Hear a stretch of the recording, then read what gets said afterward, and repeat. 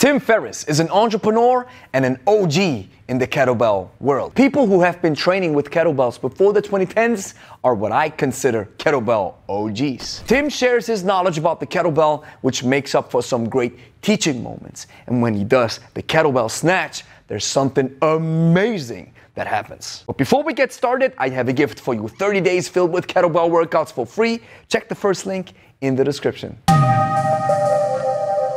Grüezi miteinander, Gregory von Lebe here. Like I mentioned, I have a lot of respect for Tim Ferris. However, before we start the video, there's one thing that I want to mention because it's dear to my heart. Yes, you can listen to celebrities, athletes, and entrepreneurs about how they train, or in our perspective, how they use kettlebells to stay in shape and stay fit. Yet, if you want to get tried and tested advice, I recommend you to talk to a qualified trainer or coach. So let's listen to what Tim Ferris has to say about the mighty kettlebell. This is a kettlebell. This is what we have at my feet.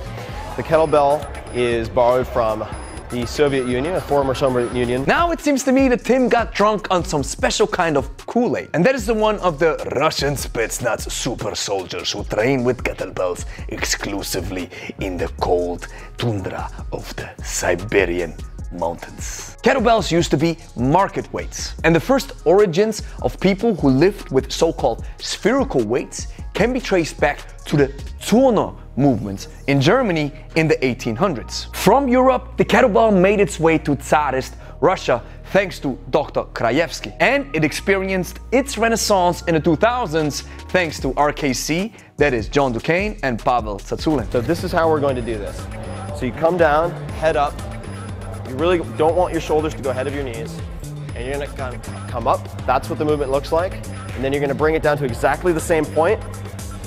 Okay, hitting this kettlebell in the middle at the front of the toes. And you're gonna do that quickly 5 times. Tim Ferris's deadlift technique is great. There are a couple of details that I want to add. What I like to teach is that the kettlebell, especially the handle, drops right alongside the middle of your foot, which is approximately on this level and not on the toes. If we assume that the position of the kettlebell is alongside the toes, we are a little bit outside our center of mass. And working outside your center of mass in many cases creates unnecessary effort. Another thing that I see is his neck alignment. Now, while I think that this is preference, what I like to do is follow a locked spine. So my neck follows my upper back. The final thing I want to mention, which is a little bit visible in Tim Ferris's technique, is the way his knees or shins operate. You want to make sure that your hinge is as crisp as can be. This means your shins stay vertical and everything happens throughout your hips and not throughout your knees. So now this is what the kettlebell swing will look like.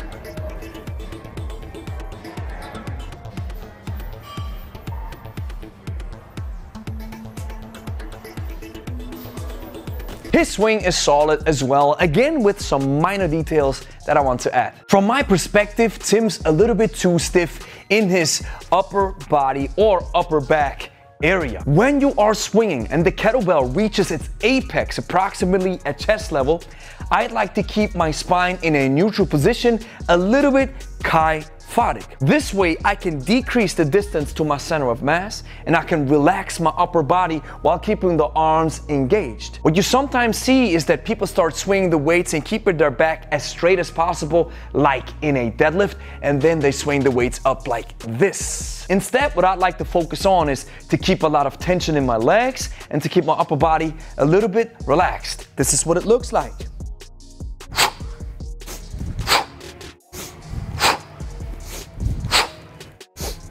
The final detail that I would like to add is the starting position. I think the best way to start with a swing is to not waste the first rep and start with momentum. So instead of picking the kettlebell up and then starting with some weird type of momentum, what I like to do is just take a step back, tilt the belt towards me, and my first rep is not wasted. In the video, he also explains a method on how to get started with the kettlebell swing. Now, while I think this method might be valuable, I do not use it in my daily practice.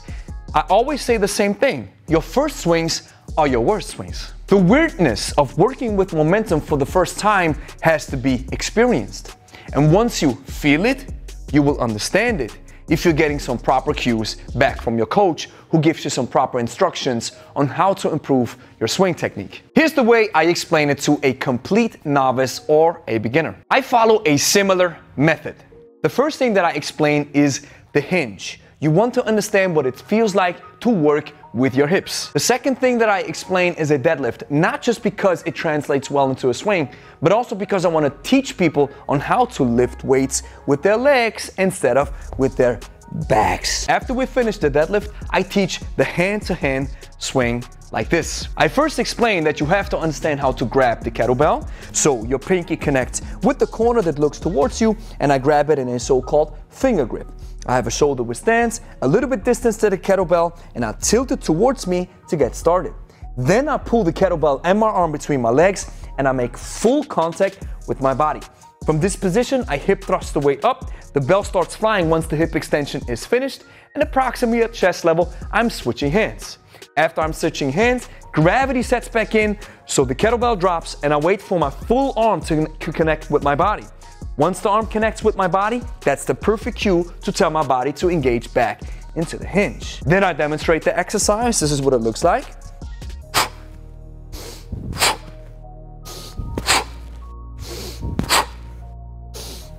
In 99% of cases, people feel strange when they start swinging. And the reason why I explain this in detail is because I want to tell you, if you start swinging for the first time and it doesn't look good, matter of fact, it feels wrong, that's totally fine. 99% of people experience the same situation. What you need to do in that moment is to get the proper information to correct your swing technique, then apply that information and stay consistent with the exercise. I wanted to show you my favorite shoulder warm-up exercise. I do swing, up, press, and then keep lots of nice tension in my opposite hand, and glutes and so on, abs, and then I'm just looking up at it and rotating. Bottom ups are awesome, however, they need a lot of strength, finesse, and technique. That's the reason why you don't see them done as often. Now, while I like bottom up variations, there's one specific problem that I have with this type of exercise. Loaded internal rotation with a flexed shoulder gives my shoulder a buzz. Now that might be exclusively reserved to me. However, what may happen is that if you have your arm overhead and now you start internally rotating, it might be that there's not enough space for your arm to internally rotate to a high degree. Another thing that may happen is I might do this exercise and now the only thing that I'm just rotating is my forearm. So for that regard, nothing really happens for internal or external rotation in my shoulder. Now with Tim's snatch technique, something amazing happens, but let's check his technique first. Fun fact first, Tim turned the comments off for this particular snatch video. Bashing Tim for his snatch technique is baseless because it's not bad. And the second thing that we have to acknowledge is this video is 14 years old. The first thing that I see is what I call the fly trap, and that is when you have your hands opened up in the top fixation of the snatch. Once the kettlebell lands up in the top fixation, boom, just close your fingers down to a fist. There's also a lot of arm pulling going on. He's not using the full power and the thrust of his hips. Finally, what I'm also missing is a highly advanced technique that I call the leverage method. On the way up, once the kettlebell travels approximately at chest level, I lean back with my upper body to use the leverage of my body to bring the kettlebell up in a top fixation. Once I drop the kettlebell back down, again I'm using leverage to keep the kettlebell as close to my body as possible.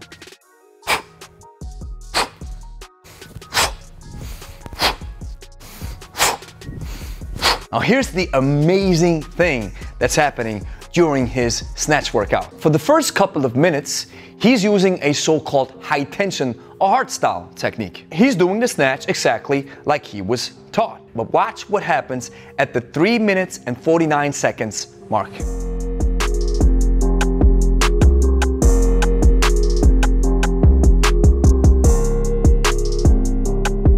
Did you catch this? He's now using a so-called double bent knee or Russian pendulum technique. I see this often in practice here as well, and here's the reason why he does it. You see, the human body is designed to work as efficient as possible. And the Russian pendulum is exactly this, maximizing efficiency so you can work for longer sets of time. He did it without even being taught. And that's the magic of the human body. So let me exaggerate the Russian pendulum.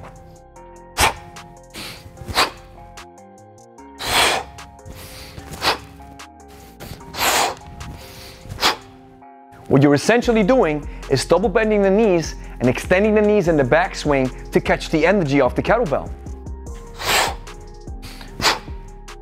And if you don't do it, it looks like this. So here's the next thing that you have to do. Like the video, consider subscribing, share it with a friend, and then go watch this video. Maybe this is the first time you see our YouTube channel. We're all about kettlebells. And if you're interested in kettlebells, you have to watch this beginner tutorial. It's gonna give you a lot of bang for your buck, a lot of value for your time. And I'm gonna teach you the basics that you need to know if you're just getting started with kettlebells. So go watch it right now.